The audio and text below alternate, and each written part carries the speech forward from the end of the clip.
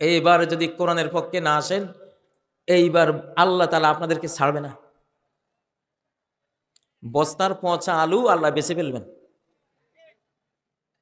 গৃহস্থেরা যখন দেখে বস্তার ভিতরে পেঁয়াজ আলু পচা শুরু হয়ে গেছে, তখন পচাগুলি তাড়াতাড়ি বের করে ফেলে না দিলে, ডাস্টবিনে ফেলে না দিলে, নর্দমায় ফেলে না দিলে, ওই পচাটা বস্তায় থাকলে পুরা বস্তার ভালো আলু পেঁয়াজ সব কি নষ্ট হয়ে যাবে। যাবে কিনা?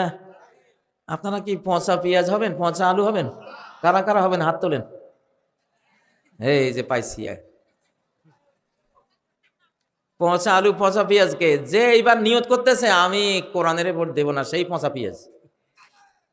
যে এবার নিয়ত করবে আল কোরআনকে ভোট দেব না, কোরআনের আলেমদের সাথে জোটবদ্ধ হব না, ইন্ডিয়ার পক্ষে যাব, যে নিয়ত করবে সেই পচা আলু। আমি ভাই কোনো হেয়ালি ওয়াজ করি না, আপনাদেরকে সংবাদ দিয়ে গেলাম।